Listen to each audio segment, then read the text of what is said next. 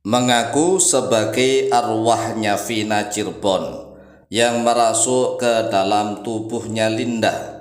Benarkah arwah orang yang sudah mati bisa masuk ke dalam tubuh orang yang masih hidup, masih punya nyawa?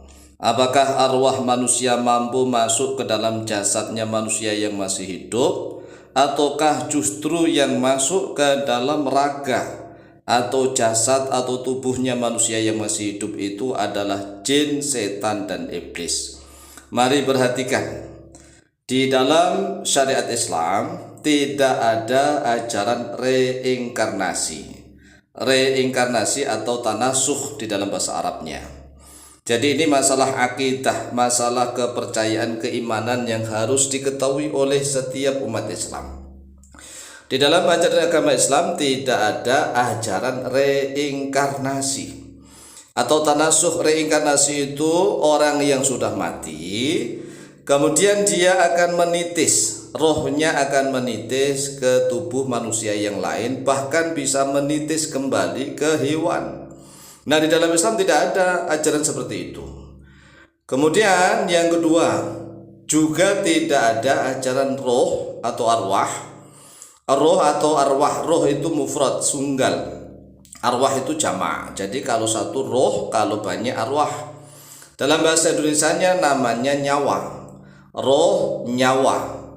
Orang mati mampu merasuki tubuh manusia hidup yang masih punya roh atau nyawa, yaitu disebut ittihadur ruhaini fil jasadi.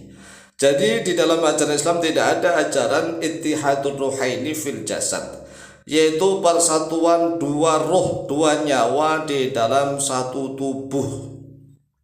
Sehingga kita tidak boleh langsung percaya apabila ada orang yang kerasukan makhluk halus. Judulnya makhluk halus. Lah, makhluk halus itu bisa nyawa, bisa jin, bisa yang lain-lain. Nah, mengapa rohnya orang yang sudah mati itu tidak bisa tanasuh, tidak bisa reinkarnasi, dan tidak mungkin menyatu di dalam satu tubuh orang yang masih hidup?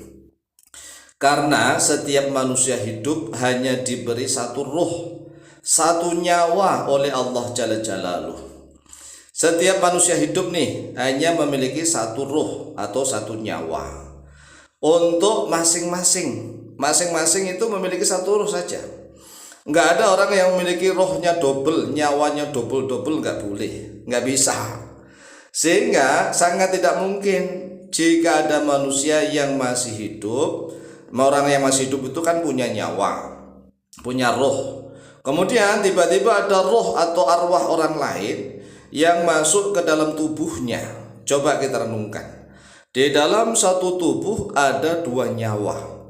Yang satunya nyawanya sendiri, yang satunya nyawanya orang lain. Ini nggak mungkin sama sekali.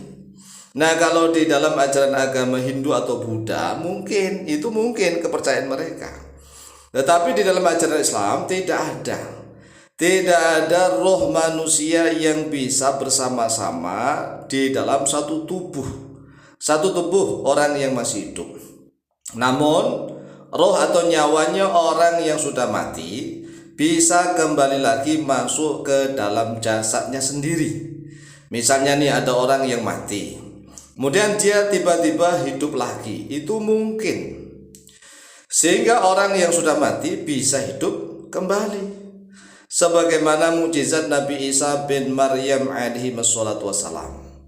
Jadi misalnya kalau ada orang yang sudah mati, sudah dikubur, kemudian dia tiba-tiba bangkit dari kubur, dia hidup kembali, itu nyawanya dia sendiri yang kembali kepada jasadnya sendiri. Nah, kalau masalah kasus Vina, yang dimasuki itu namanya Linda. Ya, kalau di berita-berita yang menyebar itu kan Linda kerasukan arwahnya Vina. Arwah itu jamak loh ya, jamak dari kata roh. Artinya kalau roh itu satu nyawa, kalau arwah itu banyak nyawa. Nah, ini di dalam teori Islam tidak dibenarkan sama sekali. Lalu siapakah yang memasuki tubuhnya Linda? Apakah benar itu rohnya si Vina? ataukah nyawanya si Vina, ataukah itu adalah jin korinnya Vina. Itu mungkin kalau jin korinnya Vina, ataukah jin yang lain begitu. Nah, kalau di dalam tubuh manusia ada namanya sukma itu jiwa, ada namanya nyawa. Jadi ada sukma atau jiwa, dalam bahasa Arab nafsun. Kemudian ada nyawa yang menghidupkannya. Jadi kita setiap manusia itu memiliki raga, sukma dan nyawa. Raga, sukma dan nyawa. Nah, kalau misalnya sukma kita keluar dari raga, dari jasad kita, asalkan nyawanya belum keluar, maka manusia itu masih hidup. Seperti orang yang tidur. Orang yang tidur itu yang keluar dari raganya hanyalah sukmanya belaka. Sukma belaka yang masuk ke alam lain. Tetapi nyawanya masih nempel sehingga orangnya belum mati. Tetapi kalau yang keluar dari raga itu nyawanya, rohnya, maka sukmanya ikut keluar. Sukma ikut keluar sehingga orang tersebut mati.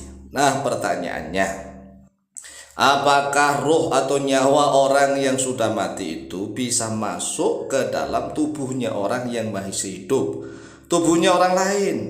Nah, di dalam tubuh itu masih ada sukma dan nyawanya.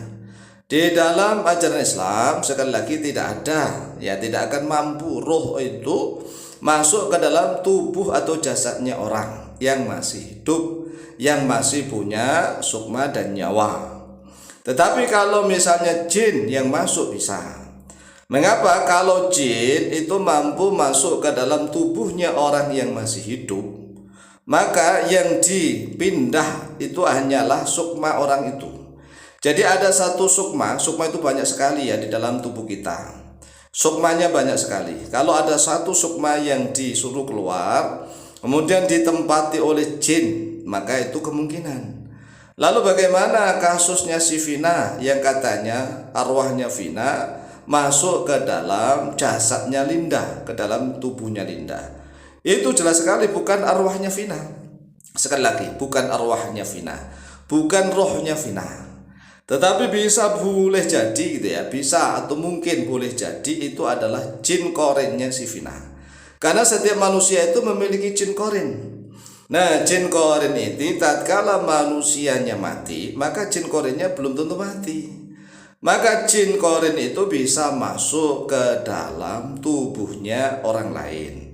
Sedangkan Linda ini kalau menurut berita-berita ini adalah salah satu temannya Vina, tapi walaupun tidak begitu akrab, tetapi si Linda ini adalah teman dari Vina.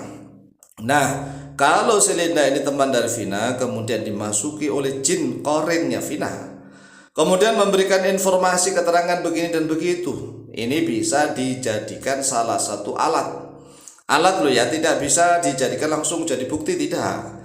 Hanya dijadikan sebagai alat sarana untuk melakukan pelacakan, meneliti. Jadi jin korin yang masuk ke dalam tubuhnya si Linda itu pengakuannya bisa dijadikan sarana atau wasilah kepada para aparat untuk melacaknya. Nah, kemudian apakah pernyataan jin korin yang masuk ke dalam tubuhnya Vina itu bisa dijadikan bukti? Pertanyaan seperti ini jawabannya tidak. Oleh sebab itu, mari kita pelajari hukum Islam dengan sebaik-baiknya. Demikian, semoga manfaat dan barokah. Lebih kurangnya mohon maaf. Wallahu ta'ala a'lam bishawab.